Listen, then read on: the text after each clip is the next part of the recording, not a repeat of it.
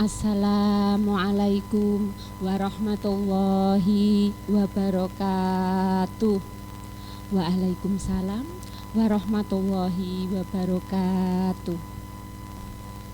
Bismillahirrahmanirrahim. Anak-anak, hari ini kita belajar bahasa Indonesia bersama Bu Elis. Nah, sebelum mulai pelajaran, marilah kita berdoa terlebih dahulu agar apa-apa yang kita lakukan hari ini mendapatkan ridho dari Allah Subhanahu wa Ta'ala. Amin, amin ya Rabbal alamin. Berdoa mulai. Bismillahirrahmanirrahim. Raditu billahi robba wa bil islami dina wa bi Muhammadin nabiyya wa rasulah. Rabbi zidni ilma warzuqni fahma waj'alni minas sholihin. Amin, amin ya Rabbal alamin. Doa selesai. Yuk anak-anak, kita lihat slide yang kedua. Nah, di sini ada standar kompetensi. Standar kompetensi adalah kemampuan dasar yang harus dimiliki oleh anak-anak ketika pelajaran ini berakhir. Jadi kalian diharapkan untuk memiliki kemampuan ini, yaitu mengidentifikasi struktur, unsur-unsur kebahasaan, dan aspek lisan dalam teks eksposisi dalam suatu artikel ilmiah populer, lingkungan hidup, kondisi sosial, keragaman budaya yang dilihat dan didengar. Itu ya anak-anak. Yuk slide yang berikutnya. Kalian tentu masih ingat, hari ini kita membahas teks eksposisi untuk bahasan yang ketiga. Yang pertama, pertemuan yang lalu itu disampaikan oleh Pak Edi juga membahas tentang teks eksposisi. Hari ini kita lanjutkan, jadi kelanjutan dari materi yang sebelumnya. Pengertian teks eksposisi yaitu paparan yang berusaha memberitahu atau menerangkan cara membuat sesuatu. Jadi teks eksposisi itu adalah teks yang menjelaskan kepada pembacanya cara membuat sesuatu. Misalnya membuat layang-layang, membuat sayur asem, membuat pagar, atau teks-teks lain yang isinya cara membuat. Kalau kalian pernah mengetahui, teks eksposisi itu banyak sekali atau secara berurutan itu disampaikan dalam itu loh anak-anak, cara memasak sayur asem, memasak sayur lodeh, itu semua teks eksposisi. Jadi teks eksposisi itu dipakai dalam dunia ilmiah, dalam dunia ilmu pengetahuan, bukan dalam dunia cerita. Kalau cerita itu kan dongeng-dongeng, itu kan khayalan, itu kan cerita. Kalau eksposisi hanya dipakai untuk dunia ilmu pengetahuan. Sekali lagi saya ulangi, teks eksposisi ini dipakai untuk dunia ilmu pengetahuan. Bahasa lainnya digunakan untuk mengangkut ilmu pengetahuan. Itu ya. Slide berikutnya. Yuk, kaidah kebahasaan teks eksposisi. Nah, apa-apa yang harus dipersiapkan dalam menulis teks eksposisi ini ya kebahasaannya. Yang pertama adalah istilah. Istilah itu kata-kata yang biasa dipakai dalam dunia pengetahuan tertentu. Misalnya dalam dunia kesehatan.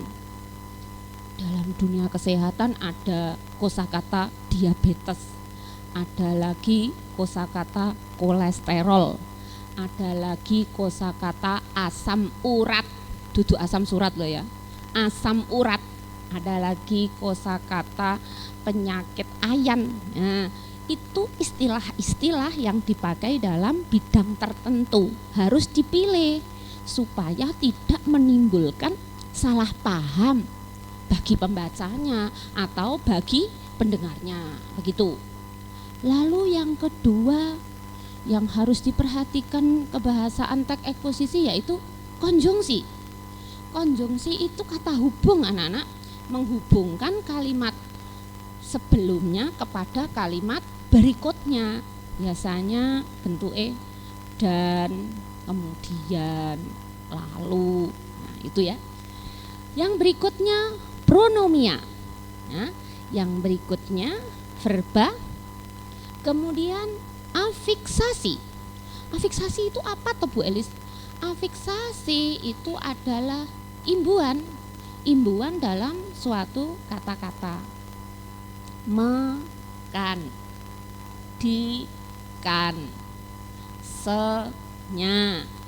Senya yang apa ya? Se terus tengahnya diisi dengan kata-kata lain terus berakhiran dengan nya. Contohnya sebenar-benarnya, ya toh? Tuh. Imbuhan itu namanya afiksasi, enek awalan, enek akhiran, enek sisipan, itu namanya afiksasi.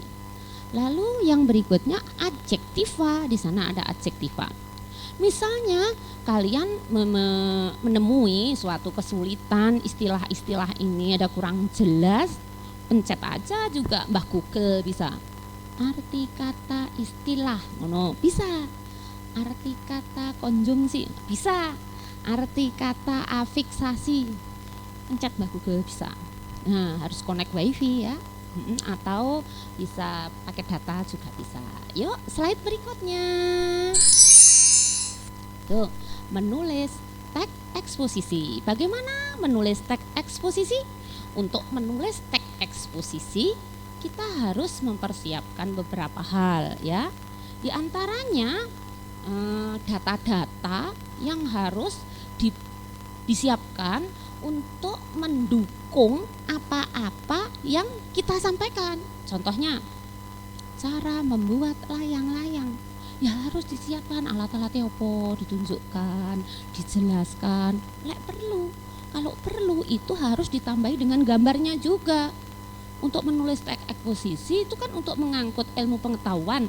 Hanya dengan membaca saja, saya ulangi, hanya dengan membaca teks eksposisi itu pembacanya bisa memahami, kemudian dapat melakukan apa-apa yang disampaikan penulisnya itu ya. Yang kedua, untuk menulis teks eksposisi itu harus menyunting teks eksposisi.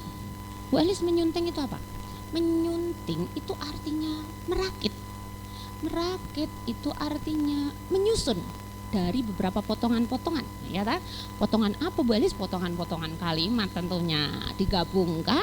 Setelah digabungkan itu akhirnya menjadi berubah sebuah wacana yang orang lain nanti bisa memahami maksudnya penulis. Anda itu dilatih untuk menyampaikan maksud hatimu kepada orang lain. Nah, sehingga orang lain itu memahami maksud hatimu melalui tulisan itu. Maksudnya itu seperti itu. Teks eksposisi gunanya untuk mengangkut ilmu pengetahuan. Ayo, slide berikutnya. Ini aspek-aspek untuk menyunting atau merakit, menyusun teks eksposisi. Yang pertama yaitu aspek isi.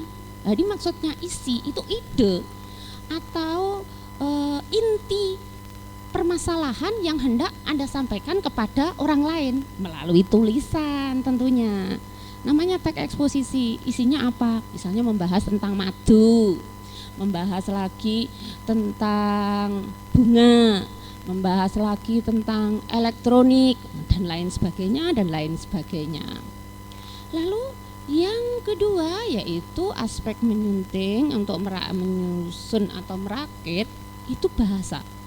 Bahasa yang dipakai harus bahasa yang bisa dipahami para pembacanya.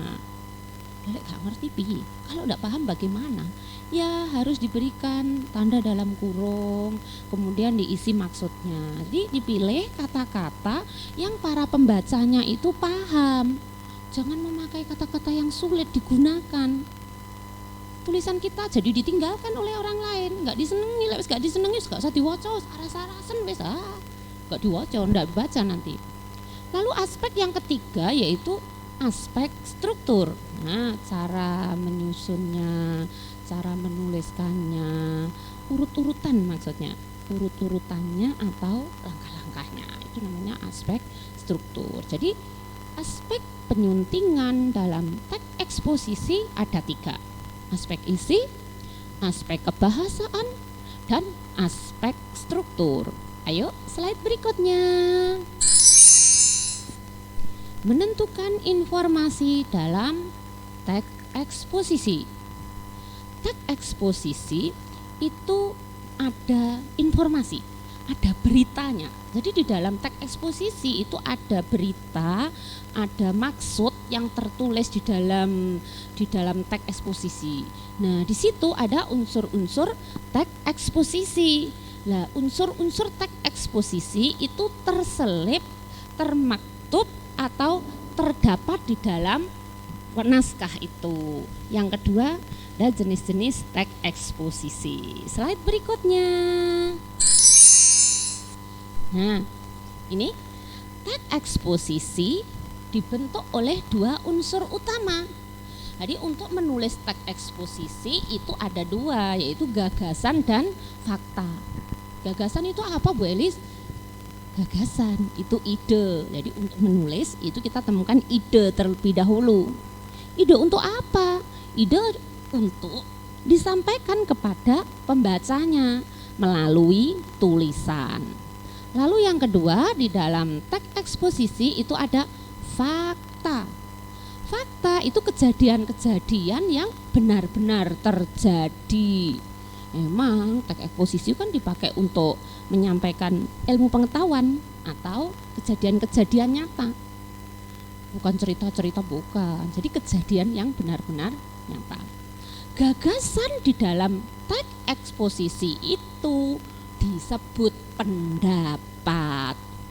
Gagasan adalah pendapat yang dikemukakan oleh penulis kepada pembacanya itu.